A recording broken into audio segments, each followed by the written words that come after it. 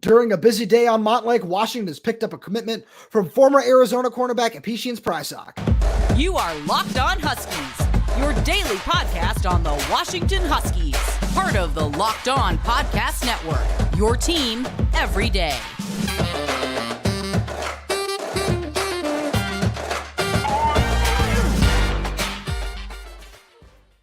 Welcome back into a special live edition of the Locked On Huskies podcast here on the Saturday afternoon. I'm Roman Tomashoff. That's Lars Hanson. He writes for Inside the Huskies of Fan Nation Sports Illustrated. I'm the site editor over with Huskies Wire. Make sure you check out all of our written work. And Lars, we're here for a nice little abbreviated session where we're going to talk about all of the roster movement that we've seen over the last couple of days.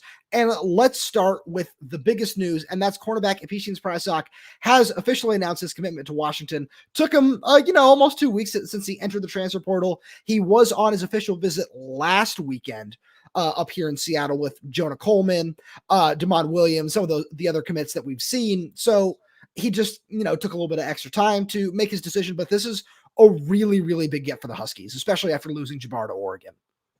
Right. Well, both literally and figuratively, it's a big get, right? I was going to kind of have that teaser where it's like, he's 6'3", 6'4". So is Tacario Davis as well. But this is no slight to Muhammad, right? Because Jabbar played fantastic. Again, I know Washington fans are now up in arms because he's not going to play at Oregon. But let's just keep it a buck. There was a lot of plays that Jabbar made where it's like, wow, his athleticism really helped him get there. But because of his height, like think about those couple of plays against Oregon late to Troy Franklin, where it's like if he had 3 or 4 more inches, that ball has got to be different, and or otherwise he's picking it off or at least batting it down. Getting a guy like Prysock, it's almost a return to the. You don't want to say it, right, because of everything that kind of happened with it and since then. But that return to the 2015, 16, 17 era of Washington secondary, where you got really long, rangy cornerbacks who have ball skills, and they're not they're not like these stiff, 6'4", like, hey, we're just going to put you out there because you're a wide receiver 9, but you're tall, so we're just going to put you out there. No, he's got some ball skills. Both those guys have ball skills. First of all, I mean, I think the happy part in this is John Richardson. I mean, you're finally getting a coach that actually takes pride in producing some pretty talented defensive backs. I was looking into his record, even at North Dakota State, where like everywhere he's been, he seems to just produce really great defensive backs. And I think for Washington, that's kind of where the secondary or where the defense kind of needed to take a bigger step this season. I mean, obviously we saw some improvements, right? Asa gets a couple picks.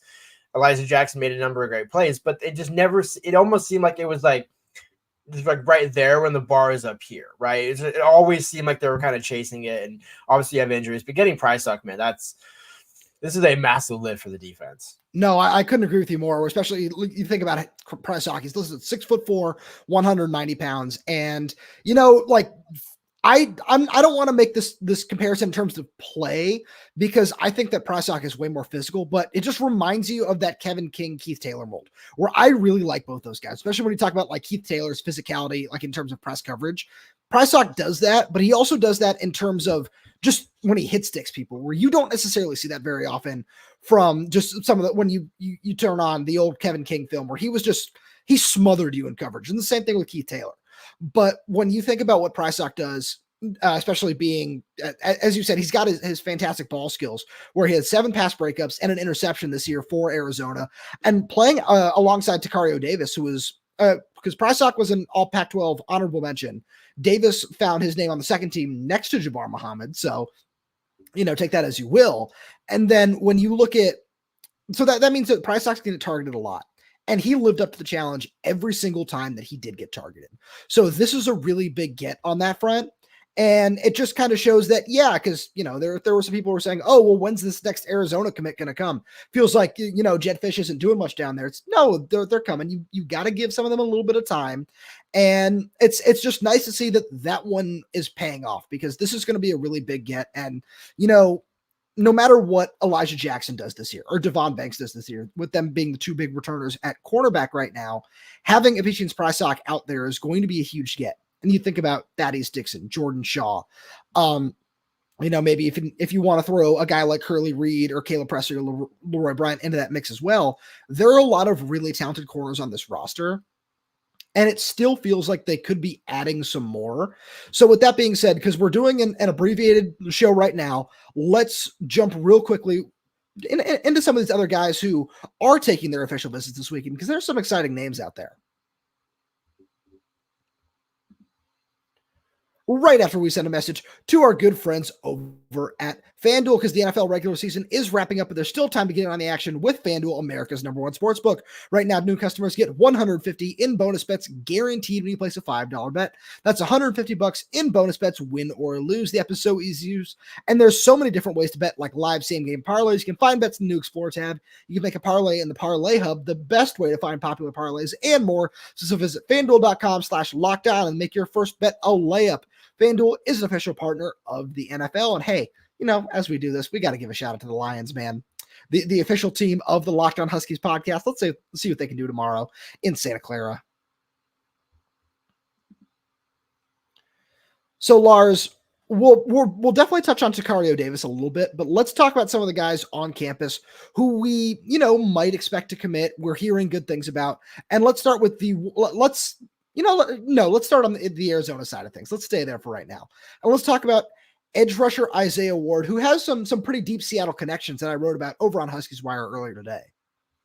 Yeah, I was going to say, I think when we think about the defensive line, we talked about Sebastian Valdez about a week ago. And again, that's an important get, right? But you still need to have a little more bodies, because we're thinking, I don't know if he actually has or not, but Jacob Bandis probably not coming back, right?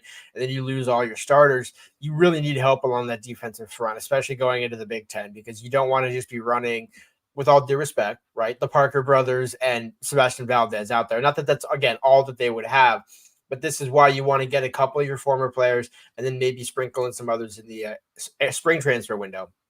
But man, Isaiah Ward's on. And the thing is, he's not just a one-trick pony, right? He's not just a run stuffer, not just a pass rusher. And I believe, correct me if I'm wrong, but he's an interior defensive lineman, right? No, he's an edge. No, I think he's an edge, but I think similar to how they use other guys, in the past couple of years, you can play him at a couple of different spots, like how you line up Braylon Trice up the middle sometimes just to try and create different packages. Whereas he's got that ability to disrupt the opposing offense from a number of different spots. Is what I'm trying to say. So you're right on that front, because he's still a little bit light. He's listed at 225 pounds, but he's got the frame to be able to carry a little bit more. So we'll see kind of just as he develops. But, one thing that I really like about him is his pass rush plan, where you go back and you watch the sack that he had in the Alamo Bowl. It's on a 3-man stunt where he's lined up on the edge and does a really great job just timing his rush really well to get up the middle. And, ends up getting the strip sack and everything. But you can just see his potential all in that play. And when you look at what else Washington has on the edge, no slight to these guys, because, Zach Durfee and Voight-Chanufi are probably penciled in as the starters right now, where you really like that, especially even though Durfee hasn't necessarily taken a whole bunch of snaps at the D1 level, you really like what his potential is. I know you and I have watched him in practice, and we like what we've seen from him. But outside of those two guys, there are a lot of question marks in terms of what they're going to look like, where there's still a lot of development that needs to be had. And again, no slight, where you talk about Lance Holtzclaw, Maurice Himes, Jacob Lane, even Anthony James. So these are all guys that I know you and I really like for one reason or another, but we just haven't seen it yet. So it's all right. This is another dude where he's been really good as a rotational pass rusher.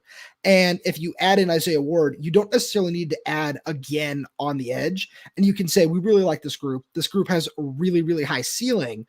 And, you let them battle it out through spring. You let them battle it out in the fall. And whoever, ends up being the best player in the group is going to help your defense. And you know that because you have just all these guys in the room already. Right. And to your point, though, that's the whole point, is you want to get the competition going in that room. So you need to have the bodies in that. You don't want to say, hey, we're going to have the freshmen compete it out. It's like, okay, well, you can do, that's a way to do competition, but it doesn't necessarily give you the best result on the field, where you want to stagger that progression to where, much like in the secondary, you can have those young freshmen and redshirt freshmen competing, but maybe you're not leaning on them as much in 2024 as you would necessarily think if you look at the roster right now. Right. And then, of course, having Bobby Wagner as your uncle, that doesn't hurt things either, where that's really cool. And it's something where Jedd Fisch talked about, just like understanding how important football is in the city of Seattle. And that's one of those takes where, he's already got crystal balls to Washington, where if you can secure commitment from him, that's something where, maybe Bobby's around the program a little bit more. And while that just kind of seems like a silly thing to talk about sometimes, I feel like it really does mean something, where Please, no. What you got? I was going to say, much like Cam Chancellor being on the sideline against Boise State, it was so random. We don't have an actual rationale for it. But again, the more you think about having those guys around your program, just as Seattle football legends, that's exactly what you want. No, absolutely. No, that's great. And then we're going to take a break here real fast, and we're going to get into linebacker Byron Parham and just a couple other things we might be hearing.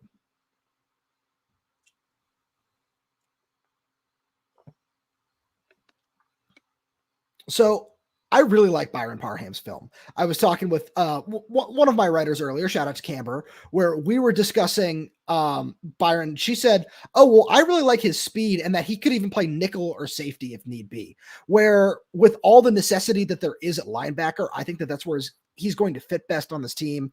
You know, he's recorded 180 tackles over 3 years at San Jose State. And I really like the fit there. And I feel like he's one of the guys where we might see a commitment from him here very soon. And he's just going to be a huge addition to this defense, where you and I have spent a little bit of time talking about the penciled in starters right now and Carson Bruder and Alfonso Tuputala. And then it's nice to see Kamori House come back. But outside of that true freshman who definitely needs to put on some weight, the only other guys at the position are redshirt freshmen Devin Bryant and Jordan Whitney. So getting another experienced body in there where, you know, kind of in the Raylan Goforth model, but I feel like he has a higher ceiling than that, where he's going to be a little bit better in pass coverage and just asked to probably do a little bit more in run stuffing where, you know, he doesn't necessarily need to just always play on the short side of the field, where you can line him up at inside linebacker and just let him run a little bit more. Yeah, I mean, it's an intriguing proposition because when you look at him, like there's a ton of production, but then you look at his size at 5'11", to me, I'm not necessarily sure that screams inside line. I mean, in terms of like what you would want, especially think about the Big Ten over the middle guys that are going to, you know, almost like what Ben Burke-Irvin was back in the day, where it's like, okay, you have a lot of production, but there's a number of balls that might go just over your head. So to your first point, I do think he might be more of a rover, right? Where you can play that off the edge, come as a pass rusher, drop back in coverage. You won't be totally undersized, but you know, if you're going against a 6'2", 6'3" tight end, maybe you can make up that range. And so I think maybe he might be more of like a hybrid role. So I'm not so sure it's in the Raylan Goforth mold, because Raylan, I think, was more just kind of the run stuffer, like, hey, like I'm just going to kind of chase guys and be that impact player.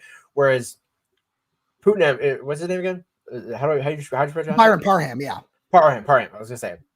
Like it didn't sound exactly right when it came out. So like Parham, that he's more of that same impact guy, but at maybe a couple different positions. I think safety might be a little too far off the ball for him. So maybe that nickel Huskies / just kind of a star role where you're making an impact, but it's not every down in and down out as an inside linebacker. Right. So I like that a lot. And sorry, just as we always wrap up these abbreviated shows, I got a couple notes that I want to make sure we throw out there. It does look like the Huskies are also leading for a 4-star defensive back, Rashawn Clark, which would be a really interesting addition. That'd be a nice get at safety, where he committed to Arizona, got let out of his NLI. And then there's a running back name that I've heard from a couple of different sources now that I really like what I'm hearing from, and it's not Rashad Amos, who I know some people have you know, heard one way or another. It's a Ja'Cory Krosky Merritt. I'm really intrigued by that name. I think that's just somebody to keep an eye on, the New Mexico State transfer at running back. He's a really talented dude, and I like that a lot. And Lars, we want to finish up with a little bit of fun question here from Kraken Hawk. It says, I got a question for you both. What is your favorite? I'm going to assume that means food. It says foot, but we're going to go with food to eat when watching a UW game. Lars, I'll let you go first. Are we talking football game? Or are we talking? I'm assuming, right? We're talking a football game. Sure, football game, anything. Yeah. Well, because I mean, if we had the choice in the press box, I mean, I'm somebody who likes to eat, you know, at either halftime or before the game, and kind of just nosh on some. Either it's like I got some goldfish right now, you know, like that. Like I'm more of a noshy during the game kind of. I don't want to be having like a Salisbury steak or like a nice salmon or, you know, honestly, depending on the time of year, give me mac and cheese, because mac and cheese will always be dependable. And it's small enough where you can kind of have it off to the side while we're watching the game. So I've got two answers, and you're going to, I know exactly how you're going to react to both these answers. My first one is, there is nothing I enjoy more now than, especially at UW home games, going to August Verdes Cafe after I park and getting a nice burrito that I bring into the press box. Cause it's a fantastic meal. Love myself a good burrito. So that one, but I have one that is just my absolute favorite thing that I ate this year.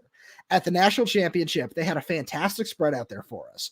And one of the things that they gave us in just a giant freezer with, just take whatever you want, was just pints of Bluebell ice cream. I heard a lot of very, very good things about Bluebell ice cream. Some friends that live in Texas, and it lived up to the hype, man. I had like a chocolate vanilla split, and it was wonderful. Especially, eating that while the first quarter was going on. I was like, all right, this makes things feel a little bit better for me. So that was just fantastic. And yeah, Lars, I feel like that's a good place to just kind of wrap up this abbreviated episode, because there's going to be a whole lot more movement here over the next couple of days. So as all the everydayers out there know, make sure you stick it right here with us on Locked On Huskies as we bring you all the latest that's going on in just the UW world. And make sure to subscribe wherever you get your podcast. So that's YouTube, Spotify, Apple Music, Amazon Music. We're there. We're everywhere. We're updating this channel with new content every single day. Make sure to leave a like on the video. Leave us a comment down below if you have any questions, comments, or concerns. And please feel free to subscribe, as it all really does help the show out. And if you're audio only, please make sure to leave us a 5-star review. Again, it all really does help us out. Thank you so much for tuning in, and we will talk to you on Monday.